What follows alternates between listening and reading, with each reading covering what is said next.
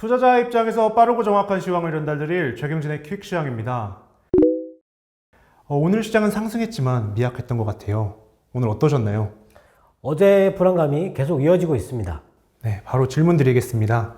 오늘 국내 시장은 반등을 했습니다. 어제 말씀해 주신 것처럼 코로나 때문에 빠진 것 같지는 않은데 오늘 상승은 어제 차익 실현 후 매수에 대한 반등일까요? 차익 실현을 하고 나서 오늘도 차익 실현을 하는 것 같습니다. 근데 차익 실현이라기보다는 약간 불안감이 계속 지속되고 있는 것 같습니다. 오늘 외국인들은 코스피에서는 매도를 했는데 그게 전기전자에 집중되어 있고, 전기전자는 지금 차익 실현 업종이 아니지 않습니까? 오르지 못한 업종인데, 그래서 차익 실현이라고 보긴 좀 어려울 것 같고요. 코스닥은 아침에 매도를 했다가 그걸 다 회수를 하고도 매수로 전환했고, 선물 시장이 좀 많이 흔들렸는데 갑자기 매도가 나왔다가 쭉 타고 올라가다가 또다시 갑자기 매도가 나오는 모양이 나왔어요. 근데 일단 오늘 시장의 중간에서 1시 정도에 급락이 한번 나왔었고 2시 정도에는 다시 반등이 나오는 그런 흐름이 있었는데 매우 불안한 움직임을 보이고 있죠. 네. 오늘 그 주식 업종별로는 화학하고 소재가 강세였던 것 같고요.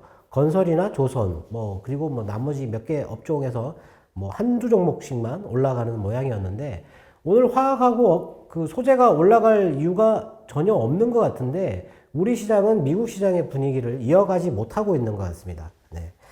그리고 오늘 한국은행에서 수출 결제 통화 비중에 대해서 얘기를 했는데, 다른 달러나 위안화나 유로화나 소폭 증가하는 그런 흐름이었고, 중국에 수출하는 그 품목이 정밀기계, 철강 쪽이 조금 많이 늘었다라고 나왔어요. 네.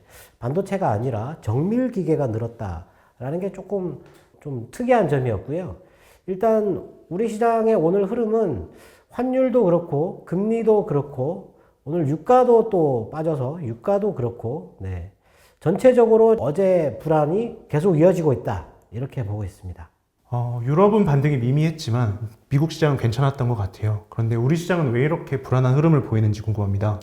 네, 독일 시장은 어제 장중에 또 마이너스로 갔다가 플러스로 됐는데요. 어제 재봉쇄 법안이 통과되면서 강렬한 시위가 있었습니다. 그런 것 때문에 독일 시장은 약간 아직도 불안한 것 같고요.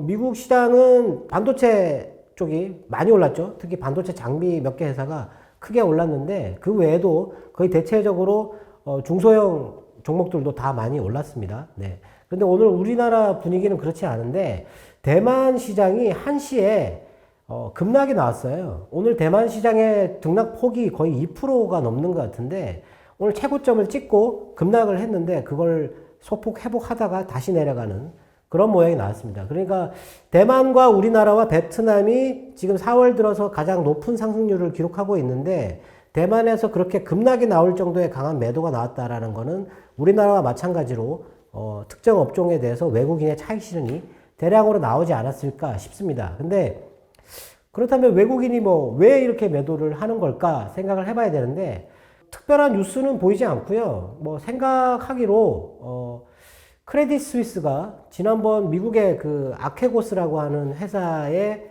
투자했다가 큰 손실을 봤는데 원래 손실 규모가 한 4조에서 5조 정도라고 얘기를 했는데 오늘 나온 거는 20조가 넘을 수 있다, 이런 얘기가 있어요. 근데 최근에 우리나라 시장에서 매도를 하고 있는 그 외국인들 가만히 보면 매도 종목의 상위 증권사가 크레딧 스위스가 상당히 많이 있었거든요. 네. 그런 점으로 봐서는 그런 것도 하나의 원인이 되지 않았을까, 이렇게 생각됩니다. 네. 캐나다 중앙은행이 금리를 동결했지만 자산 매입을 축소했습니다. 국내 시장도 긴축의 영향을 받은 것인지 궁금합니다. 일단 선진국 중앙은행 중에서 처음으로 자산 매입을 축소를 발표를 했는데 연말에 한번 했었는데 그때는 장기채를 더 추가로 샀다, 이런 얘기가 있었고요. 어제는 그런 거 없이 그냥 축소했다. 근데 캐나다의 경제 성장률을 4.5에서 6으로 높이고 미국의 성장률도 5에서 7%로 높였습니다. 그리고 금리 인상을 할 수 있는 시기가 원래 내년으로 봤는데 올해 연말 아니면 내년 초가 되지 않을까, 이렇게 앞당겨졌어요. 네. 그렇다면은 오늘 만일에 이 캐나다 중앙은행의 긴축 메시지 때문에 주가가 만일에 좀 불안했다라고 한다 그러면 미국채 금리가 올랐어야 되지 않을까 싶거든요. 그리고 우리나라 금리도 올랐어야 될 거라고 생각되는데 오늘 미국채 금리도 빠졌고 우리나라 금리도 빠졌고 물론 달러가 조금 약세이긴 하지만 유가도 조금 더 빠졌고요. 네. 어제는 크게 신경 쓰지 않아도 될 부분이었는데 오늘은 미국채 금리가 너무 지속적으로 빠지고 있다라는 거죠. 네. 기대 인플레이션이 4월 들어서 제가 횡보를 하고 있다고 했는데 미국채 금리는 4월 들어서 계속 빠지고 있습니다. 점진적으로. 그저께 20년물 국채 입찰이 있었는데요. 지난번 금리가 2.29%였는데 이번에 발행된 금리는 2.144%였습니다. 이 앞번에 30년물과 10년물 발행할 때는 금리가 오르는 추세여서 그런지 이전 금리보다 금리가 올라서 발행이 됐는데 이번에 20년물은 내려서 발행이 됐어요. 수요가 그만큼 더 많았다라는 얘기죠. 예. 그런 걸로 봐서는 일단 지금 국채금리의 진행 방향이 조금 불안하다 이렇게 생각이 들고요. 그리고 20일 날 주가가 미국 시장이 빠졌지 않습니까? 그때 그 선진국과 이머징 국가 간의 금리 차이, 금리 스프레드는 그렇게 크게 오르진 않았고요. 미국 하이힐드와 미국 국채 간의 금리 차이, 스프레드, 그거는 조금 올랐더라고요, 보니까. 네. 뭐 우려할 정도 수준은 아니지만 최근에 하락 추세에서 방향을 바꾸는 듯한 그 정도의 반등이 나왔었습니다. 근데 그걸 보고 불안하다 이렇게 판단하기는 좀 어려울 것 같고요. 일단 미국채 금리가 빠지는 게 지금 물가도 반영을 해야 되고 경제 성장률도 반영을 해야 된다면 지금 물가가 횡보를 하고 있다면 이게 횡보를 하든지 아니면 약간 오르는 정도의 모양이 나와야 되는데 지금 너무 빠르게 떨어지고 있다라는 거죠. 네. 과연 다른 이유가 있다라는 건데 어떤 이유인지 조금 뉴스를 더 찾아봐야 알 것 같습니다. 금리, 환율, 유가 때문에 큰 불안은 없다라고 말씀해 주셨는데 흐름은 굉장히 불안하게 이어지고 있는 것 같습니다. 또다시 확인해야 될 위험 지표들이 있을지 궁금합니다. 일단 뭐 방금 말씀드렸지만 금리와 환율과 유가 유가를 그렇게 안 보실 수도 있겠지만 유가가 민감한 자산이에요. 그래서 근데 유가는 최근에 그 물가 상승에 상당히 민감하게 강한 영향을 줬습니다. 이 에너지 가격이 급등을 했기 때문에. 근데 미국이 이 물가를 낮추기 위해서 이 에너지 가격은 조정을 할 수 있어요. 예, 정치적으로, 외교적으로 조정할 수 있는 거 자산이기 때문에 최근에 빠지는 걸 그렇게 크게 신경 안 쓸 수도 있지만 일단 이 유가도 지금 현재로서는 약간 조금 하락이 좀 커지고 있다 이렇게 봐야 될 것 같고요. 조금 전에 말씀드렸다시피 10년물의 금리 하락이 조금 신경에 거슬린다 이 정도로 생각하고 있고 만일에 이런 그 물가나 경제 성장률이 아직 크게 변하지 않은데 이걸 반영하지 않는다면 지금 위험을 반영하는 10년물의 금리가 하락하는 요인이 지정학적 요인일 가능성이 있다라는 거죠. 네. 그거 한번 생각해 봐야 되는데 어제 푸틴이 경고를 했어요. 네. 서방에다가 만일에 그런 제재를 할 경우에 비대칭적인 보복을 가하겠다라고 얘기를 했죠. 네. 한 대 맞으면 10대 때리겠다 이런 식의 얘기입니다.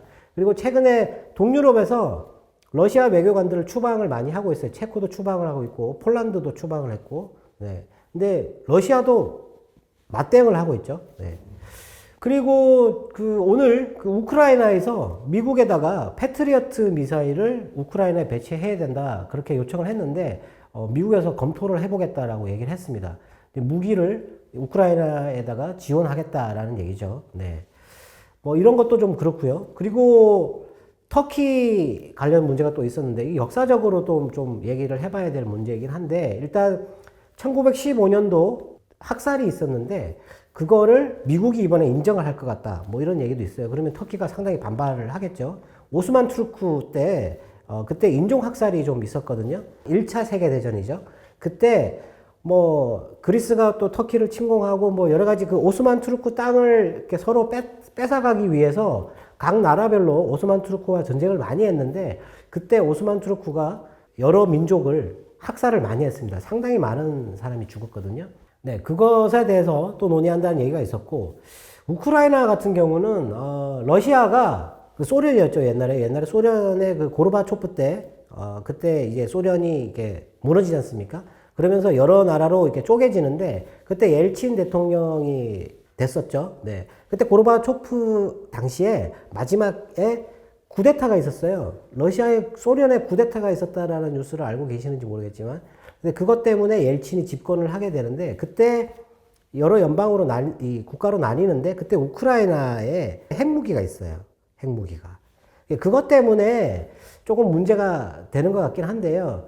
지금 러시아 같은 경우는 그때 그 소련이 가장 큰 영토였을 때 그게 무너지면서 많은 땅을 빼앗겼죠. 빼앗겼다기보다는 뭐 독립을 했다라는 건데 지금 푸틴이 영토를 확장을 하고 있는 거잖아요, 지금. 네, 우크라이나를 자꾸 이렇게 잡아먹으려고 하는 거. 그때 이렇게 나라가 이렇게 쪼개지면서 핵무기가 있었던 나라가 몇 개가 있어요. 예. 근데 그 나라들을 지금 푸틴이 다시 이렇게 침략을 해서 잡아먹든지 아니면은 뭐 경제적으로, 예, 그 중앙아시아에 또 있거든요. 경제적으로 이렇게 또 잡아먹으려고 하는 뭐 그런 움직임이 있는데 그게 과연 이 미국채 금리에 영향을 주는 것인지 아니면 한 가지 더 생각해 볼 거는 암호화폐인데요.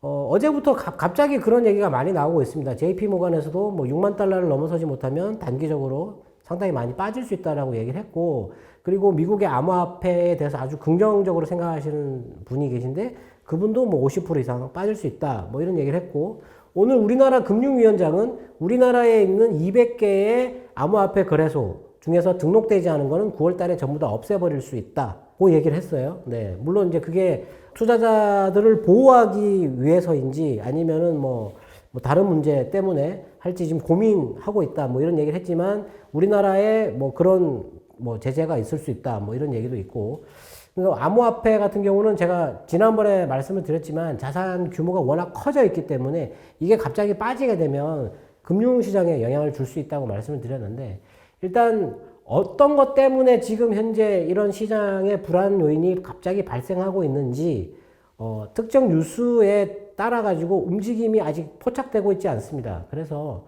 전체적으로 봐야 되지 않을까 싶습니다. 네. 현대차의 실적 호전 그리고 반도체 시장 조사기관에서 디램 가격 상승률을 5% 높였다는 뉴스가 있었는데 시장에는 전혀 반영이 되지 않은 것 같습니다. 조금 짚고 넘어가야 할 요소가 있는지 궁금합니다. 오늘도 뭐 기업들 실적 발표가 많이 있었습니다. 현대차도 있었고, LG 생활건강도 있었고, 솔루스 첨단 소재도 있었고요. 뭐 여러 가지 회사들이 있었는데, 현대차의 실적이 전망치보다 10% 정도 높게 나왔죠. 1조 6천억 넘게 나왔는데, 일단 컨퍼런스 콜에서 현대차 측에서 얘기하기로 지금 그 반도체 수급 문제가 점점 더 심해지고 있다. 그리고 장기화될 것 같다. 그래서 생산이 4월과 비슷하게 5월도 진행될 것 같지만 아마 생산을 조정하게 될 것 같다라고 얘기를 했습니다. 그렇다면은 지금 1분기 실적보다 2분기가 안 좋아질 수 있겠죠. 네. 그래서 오늘 현대차는 잠깐 올랐다가 내려오는 모양이 나왔었고요.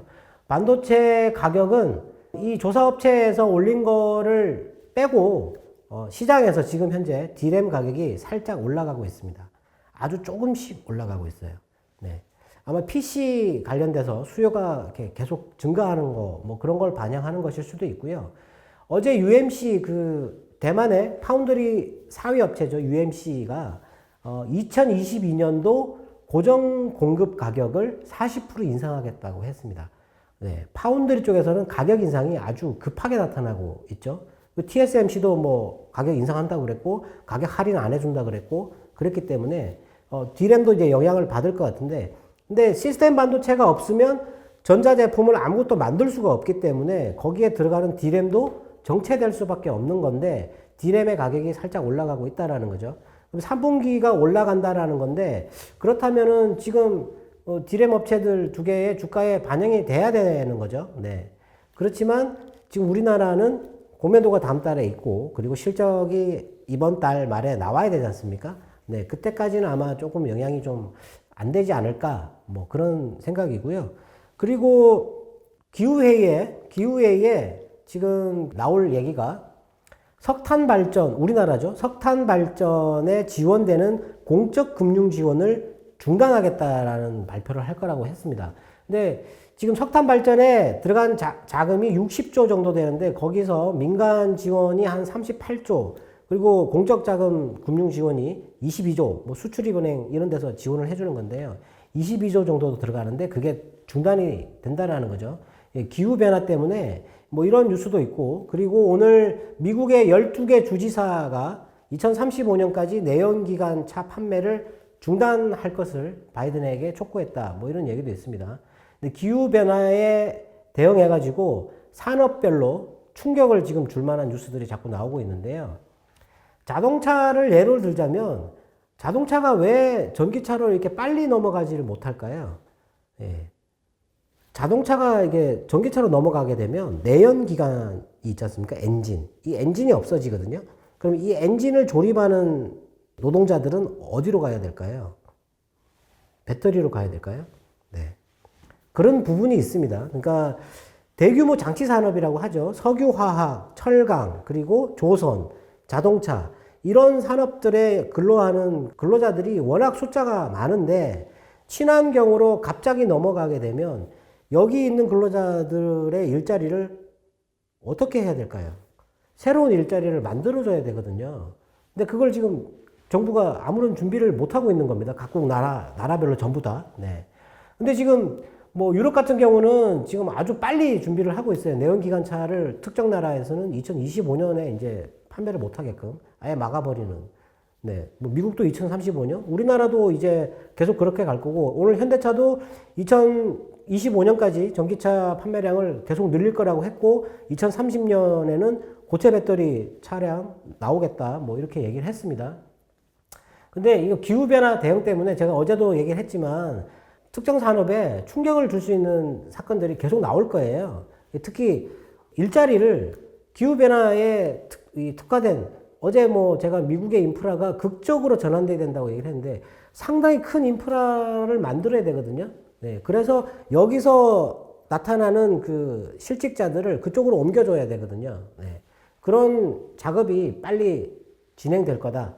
네, 그러면서 충격을 받는 기업들도 나타날 거고 혜택을 받는 기업들도 나타날 건데 그런 거에 대해서 조금 더 신경을 써야 된다. 뭐 그런 것도 있고요. 그리고 뭐 코로나 문제 또 한번 또 짚고 넘어가야겠네요. 오늘 일본이 많이 올랐습니다. 일본 시장이 많이 올랐는데 오사카와 도쿄에 긴급사태 선포를 할 거다라고 얘기를 했죠. 네, 지금 현재 오사카 관련돼서 뉴스를 보니까 이번 대기 환자가 2,700명을 넘는다고 하는데 그게 1월달 대비해서 70% 이상 증가한 숫자라고 하고요.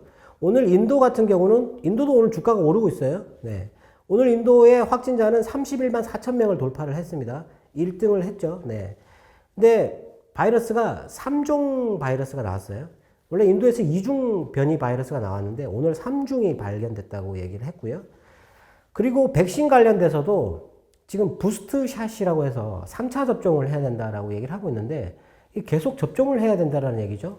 근데 이 접종의 이 효과가 미치는 기간이 6개월 정도로 예상하는데 그렇다면 지금 백신을 생산하는 이 업체들이 계속 생산해도 이 백신 물량을 다 조달할 수가 없다라는 얘기입니다. 이것도 악재거든요. 네. 오늘 이런 코로나 관련된 악재가 나왔음에도 불구하고 일본도 올랐고 인도도 올랐고 그런데 우리나라 오늘 확진자가 735명이거든요. 불안할 수 있죠. 우리는 백신이 지금 충분히 확보가 못 됐다고 비판을 많이 하고 있지 않습니까? 네. 불안 요인이 될 수 있다라는 거죠.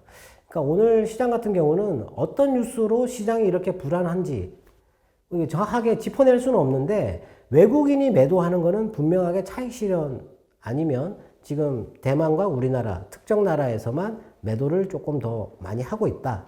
그게 환율과 연관이 있는 건지 일단 조금 더 지켜봐야 알 수 있을 것 같습니다. 네. 네.